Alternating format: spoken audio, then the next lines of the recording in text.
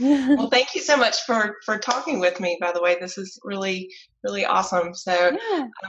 I'm Kendra Eades. I'm 42. So I grew up in North Carolina, grew up on the standard American diet, Southern style. My mom was an only child whose mother would not let her in the kitchen.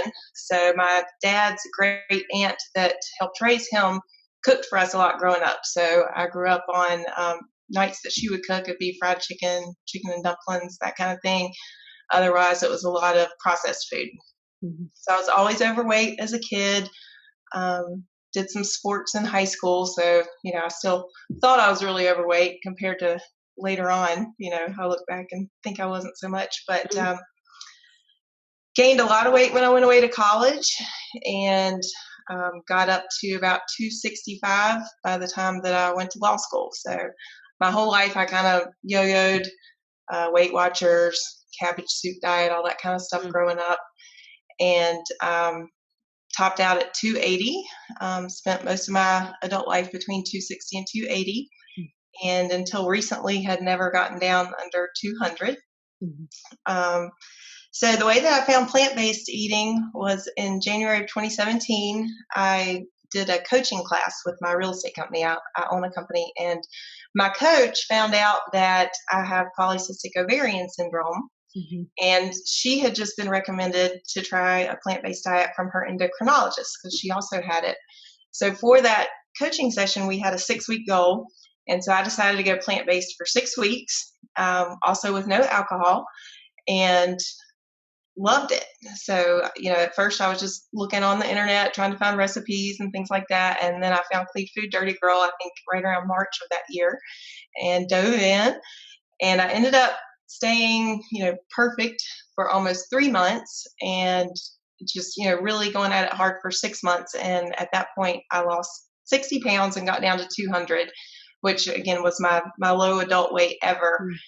And then I think I kind of got scared at that point because losing weight was really easy for me on the plant-based. I don't eat a lot of processed carbs, like even tortillas or bread. It's not my thing. But I've lost weight so many times, and posted on Facebook or been all excited, and then just end up going the other way and getting back on the fast food, and so in July of 2017, I decided I needed to learn how to maintain that weight before I tried to lose any more. And I was kind of going back and forth between plant-based and having meat and dairy here and there, some alcohol back in the mix, and I learned that it did not work. So I would kind of go back up, and then I would say, oh, well, let's do 30 days plant-based again. I would lose a little bit, and it was kind of this roller coaster. But through that process, I really learned more about my body's responses to different things. So if I ate fast food again, it would make me sick. Or, the meat, if my husband wanted something special and I cooked it, I would end up just not even eating my meat, just feeding that to the dogs. And realizing how much better I just felt. So last year in November, I went back 100%, and I broke 100 pounds lost about 2 weeks ago. So now I'm at about 103 down, and the last 83 of that has been through plant-based eating. Awesome. So I'm down under 180.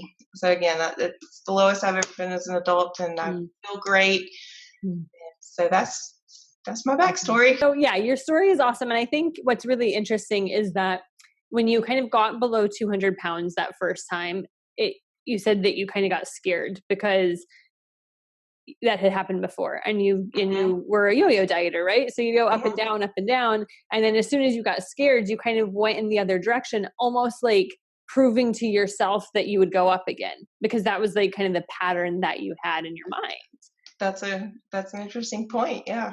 Yeah. And I see that a lot. And I think, the thing that I find really interesting is that when people are on this journey, and it's not so much like when they really whittle it down, it's like the fear doesn't come from not being able to do it. The fear comes from, okay, well, what if I can do it?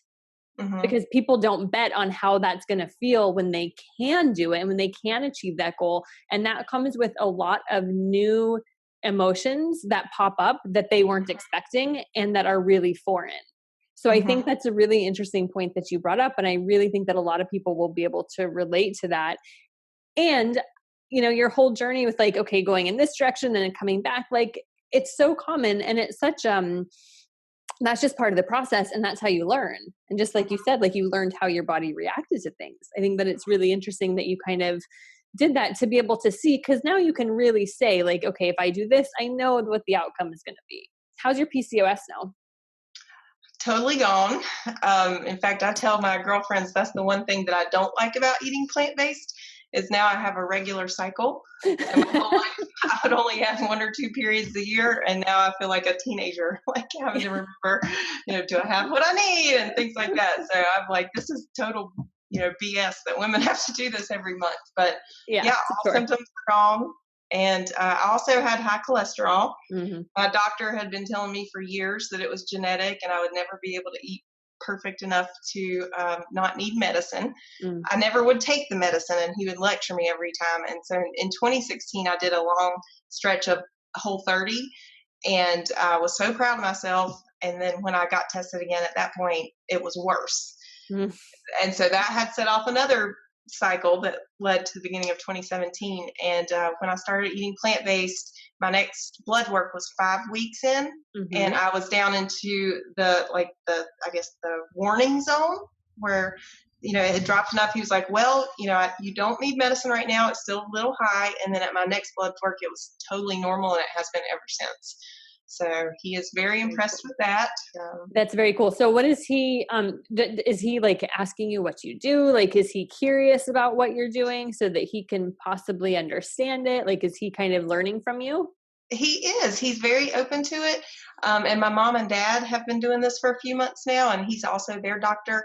And so last week when I was there for my toe, he actually kind of jokingly said, oh, I might have to change my diet and try that.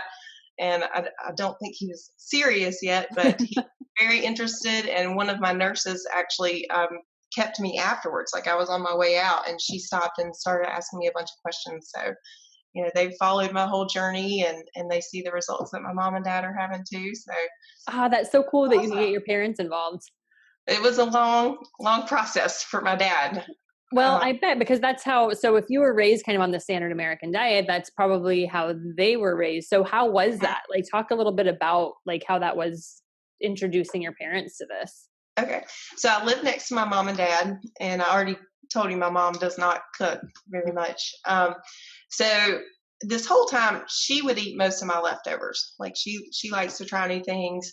It's a funny story about tofu. When I first started taking her tofu leftovers, she would not want to eat that. And one day she did try something, and she called me up. She's like, will you tell me this is scallops? And I was like, what? And she goes, will you please tell me this is scallops? And she knew I wasn't cooking any meat or anything. And I was like, do you want me to tell you it's scallops, or do you want me to tell you what it really is? And she's like, well, I'm really enjoying it, so I'm going to keep enjoying it if you tell me it's scallops. Okay, it's scallops. And the next day she called. She's like, that was really tofu, wasn't it? And I was like, of course it was. She loves tofu, and she eats it in all its forms. But my dad, he will only eat a very few vegetables. So back in 2017, he had a melanoma on his head, and he got real scared about his diet. So he did try plant-based eating for 1 month, because I was telling him, like, you know, this will help you and help you recover and et cetera. And so he did that up until his surgery. And then his surgeon, who was an older doctor, you know, out in the country, said, oh, that's all nonsense. You can eat whatever you want.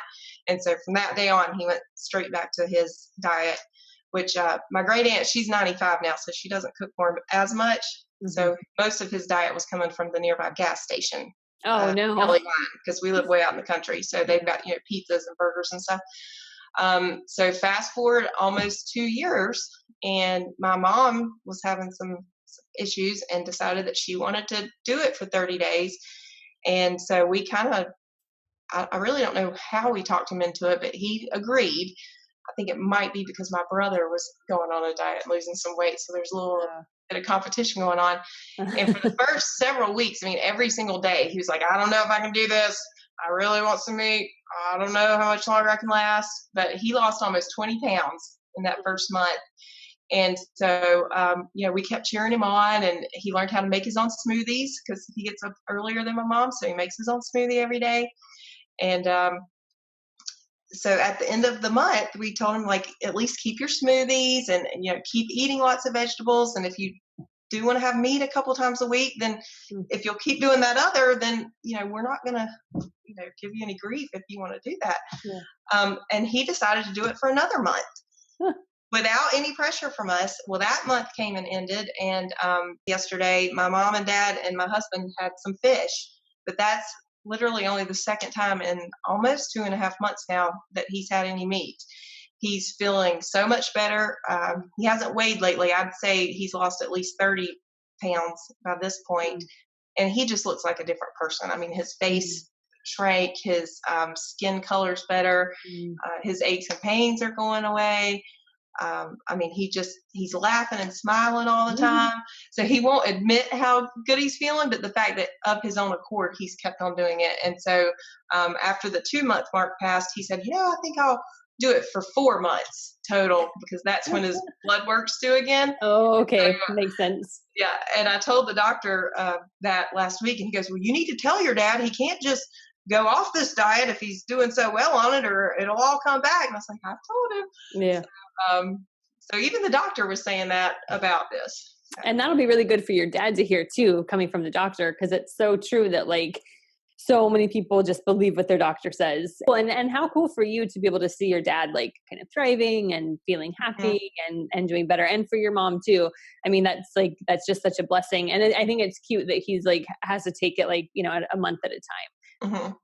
But I think that's wise, because if you tell somebody you can never eat meat again in your whole life, I think that sometimes is enough for people to be never mind, I'm just going to eat meat now. I'm not even going to bother with it. Actually brings me back to about the fear factor, when I got down before and then kind of went back. I think that was part of that mindset. To me, can I keep this weight off if I'm not doing that? And I'm not ready to say I'm never going to do this again. But this time I feel like I've really embraced the lifestyle. So I don't feel like I'm on a diet or avoiding certain things. It's just become more of my identity that this is how I eat. Yeah, there's a really big distinction between those two things. And I feel like at some point, because you can hear that, you can hear that this isn't a diet, this is a lifestyle. And something happens though that kind of clicks in, where it's not just words anymore, and you actually understand it because you're living it. But I think it takes a while to get there. But once you get there, it's almost oh, that's what they're talking about. Exactly. And so at this point, because it is now kind of your lifestyle, do you feel that anxiousness, or you're being deprived, or you're missing out, or you're just doing something else? Are all those thoughts, have they kind of dissipated? They have dissipated. And in fact, to me, it's more exciting to share my food with other people now.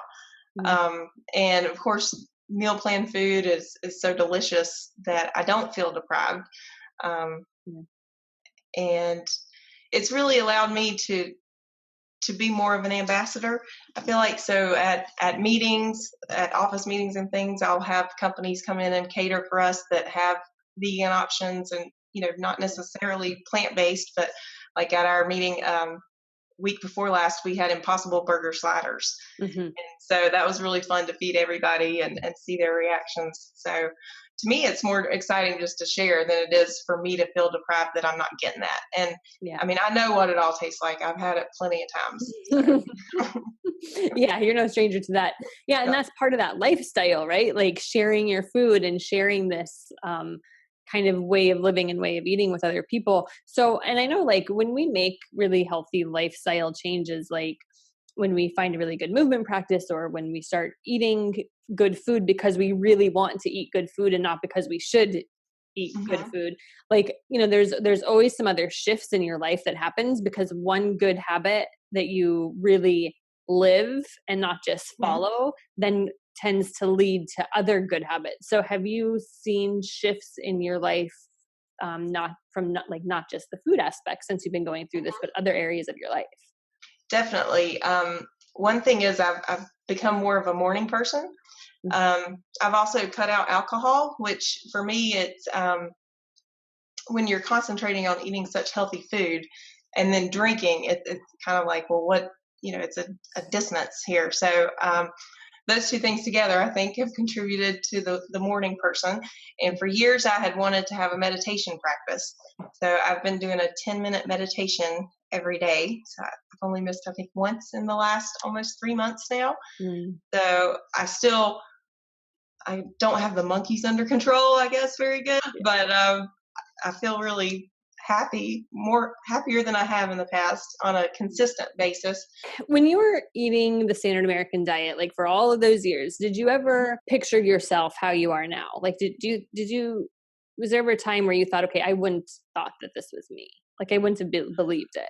Or did you kind of like know at some point you were going to have to change? I knew I was going to have to change. I never would have thought it would have been plant-based, giving up meat. That just wasn't in my realm of even, what's possible. I used to tell myself that hopefully one day I would figure out the key and lose all the weight and be able to be an inspiration to others. But I didn't know how that would look. And so, losing weight's great and I feel awesome, but the biggest positive for me is the mental freedom.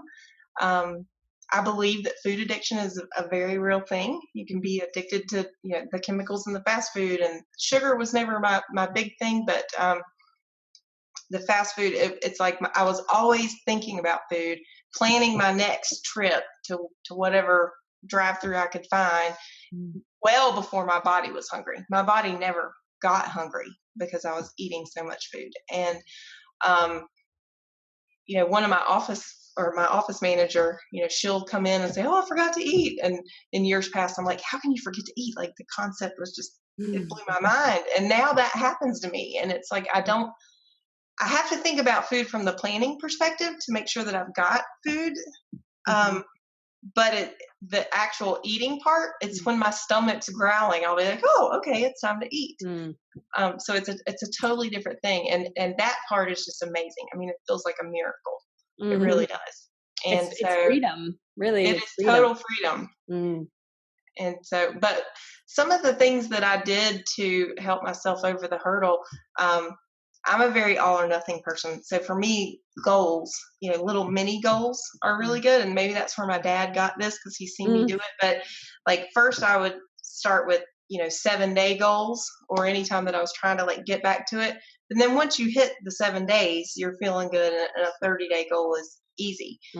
And when I was transitioning each time, which, I've done it many times, allowing myself as much fruit as I wanted.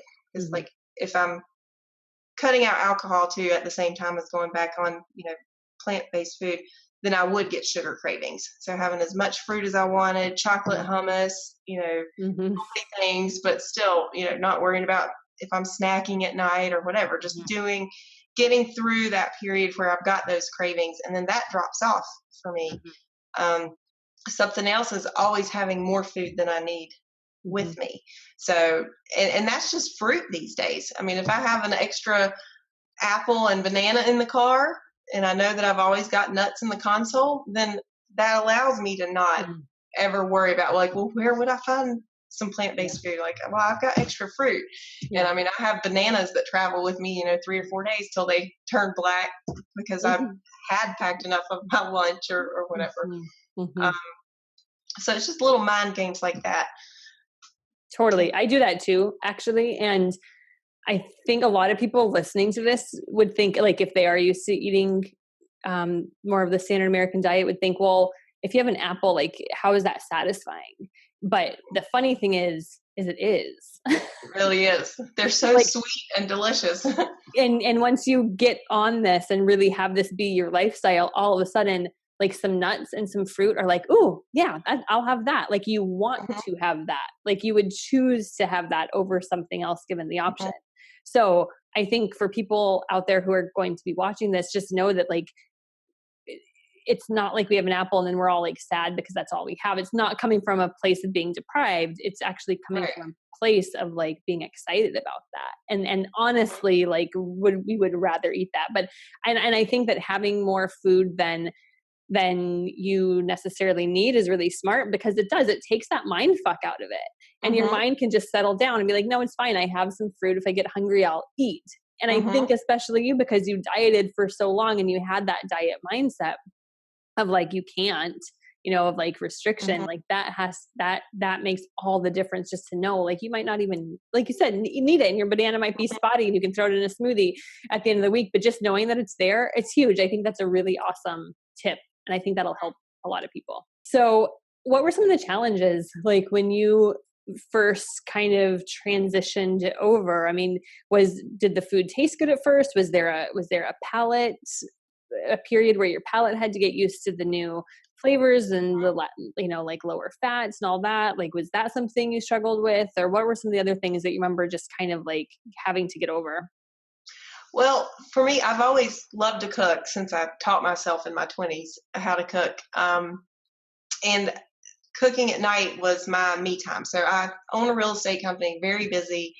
So that was kind of my decompression time. And there was always, a meal title, like, this is what I'm making. So when I first started cooking plant-based, the flavors were great because my husband and I both like a wide variety of foods and are adventurous with our food palette. But learning the plant-based techniques and how to prepare tofu and tempeh, I'd heard of it. I don't think I'd ever even tasted it. So just getting used to those things. And then kind of the concept that, especially with meal plans and the flavor profiles, but like throwing bowls together or wraps, it doesn't have to be this meal, with this technical name. Okay. But just that a bunch of vegetables and a grain and a really good sauce, and open up a can of beans and you got a delicious dinner. So timing was a big challenge for me because I do work a lot, and with real estate, weekends are typically our busiest times. And so carving out the time to batch was big. And with the meal plans, I think, Lindsay's been saying a lot, like, there's no rules, there's no guilt, you don't have to do everything. Well, I've embraced that from the beginning, because what I would do is the bigger things are like the foundational part on the weekends, Sunday mornings kind of when I try to batch, and then still leave some during the week to do. So because I do still like to cook at night when I have time. Things like if we're marinating tofu, I don't bake it. I'd rather wait and bake it the night of the meal. I don't have kids. I don't have homework to deal with and all that kind of stuff. So that was really the biggest challenge for me, is making the time to prep everything. And then I do take clients out for lunch a lot, or have business meetings and things. So what I've found is there's a couple of chains around us that have make your own salads, like choose your ingredients and make your big salad bowl. So a lot of times I'll carry a little bag of beans in my purse and whatever dressing we've made that week. And I like to carry the beans so that I don't have to use one of my choices for beans, rather than vegetables with my number of choices. You hack it. So, I like it. Yes, exactly. Yeah. And I love pulling out my little things and putting them in the restaurant. But what I do is I'll give the person 3 choices, like whatever area of town, I'll say, well, we could go to the Vietnamese place or this chain place where I can get the salad, or like a Mediterranean place. And then that way they're getting the choice of where they want to go, but I've already narrowed it down to places that I know I can get something that I'll enjoy that's healthy. It's kind of like showing houses, like, here's your requirements, here, let's choose these 5. It's like you're transferring that over to your meals. Exactly. I like that tip of like kind of controlling it, but then giving them the ultimate say, because then it feels like they have choices, but you've already kind of sussed it out. And that, I think that's really smart. I love it. And also like busting out your own like dressing and your beans, like what a great conversation starter, for your clients. It is. And most of them that have known me for a while have watched me change, and they're, a lot of people say people give them grief or, want to make fun or ask a lot of questions, but most people are just really happy for me. I mean, they've seen me change and they see how much happier and healthier I am. And so they seem really genuinely interested. My husband and I live an hour from my office now. We moved back up next to my parents when we got engaged 7 years ago. And so rather than having my friends all drive up to where we are, I'll offer to cook at people's houses fairly frequently, and I'll bring, plant-based food. And if it's somebody that I'm like in a friend group with, we'll invite a couple other friends, or if it's a client, I'll have them invite, maybe 2 other couples. Okay. And sometimes we'll make it together, like we've done enchiladas where they help me roll, and other times, I'll just bring it and heat and eat. So that's been a really fun way to share the food with people. And sometimes I'll just, make a main dish and a salad or something. Other times I'll do from a meal plan, like I've done the Indian night, like from the Indian meal plan where I did 3 of the different dishes and stuff. So people really, really enjoy it. Yeah, if you have like yummy recipes and yummy food, I feel like it just has to taste good. And people have to have an open mind. Like there's some people who just will already decide it's crap before they even start, and then, whatever. Yeah. But I think that sharing it is so important. And it also kind of takes being a little bit vulnerable and a little bit brave to do that, because when people aren't used to eating this way, there's always that chance that somebody won't like it. And so I think just like, and knowing that not everybody is going to like everything, and just try, have people try. I think that it's a beautiful thing. And so good on you for like involving your like community and your friends and your family in it. I think that that's awesome. And by just by being you and leading by example, you are inspiring people. So let me ask you this. If somebody is watching this and they're kind of on the fence and they've heard about plant-based eating, but they just don't know if they can do it and they don't know how, and they just are feeling overwhelmed and a little bit scared, what would you tell them? I would tell them don't be scared, that it may be new and totally different from anything that you've tried before, but it's so powerful and amazing to just give it a try. And I think that setting the mini goals is key. So if 3 days seems like an insurmountable amount of time, then just try it for 3 days, and try to be all in, and know that you will have withdrawals if you're eating sugar or a lot of processed foods. Embrace the suck, like Molly says. That's it. Embrace it.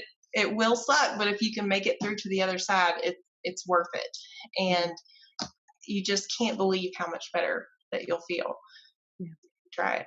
I think that your words of advice are really awesome. And I think that you're going to inspire a lot of people just like being you and just coming on here and sharing your experience. So thank you for talking to me and doing this today. And I just, like I said, I'm really happy for you and I wish you all the best. And please keep us updated about your dad's numbers when he goes back to the doctor, because now I'm invested. I will. Absolutely. Awesome. Okay. Well, thank you so much, Kendra. Thank you for having me. Yeah. Have a good afternoon. You too. Bye. Bye.